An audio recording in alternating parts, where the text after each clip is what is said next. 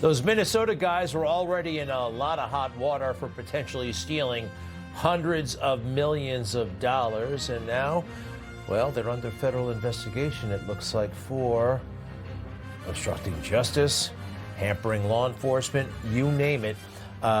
They are basically trying to secede from the union, it seems like. And they have openly admitted to, I believe it's criminal behavior, but I'm not the lawyer. The stuff that they said out loud, even before this latest seeming crisis in Minneapolis. Mayor Frey, in December, saying what should not be said because it shouldn't be happening, that the cops are not going to cooperate with the federal authorities. Our police officers are not ICE agents. They will not cooperate with ICE agents. Ooh, that's, look, I understand if you say, okay, we don't want to do that. We're not in the business of finding illegal aliens. That is, but you got to coordinate with them. You got to know where they are. You also have to potentially provide security for them. That way you keep your constituents safe. People like, what's her name again? Oh, yeah, Renee Good. She would not have been in that position if the cops hadn't lent a helping hand. And that goes for the top cop, too. He should be in big trouble. Maybe he's part of the conspiracy. Again, a report that a federal investigation by the DOJ has been launched. This is O'Hara is his name, the wokest chief in America.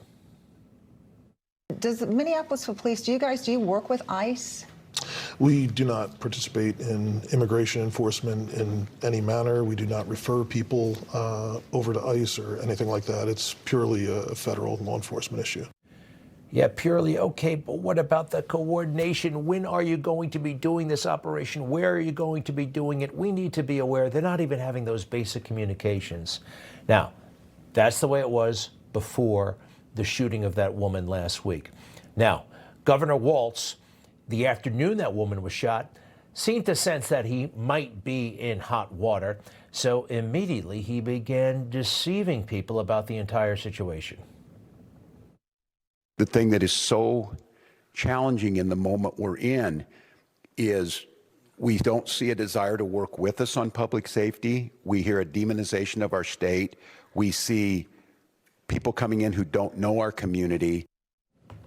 Well, that part right there, the first part, no desire to work with us. It is their policy to not work with the feds. That is damage control.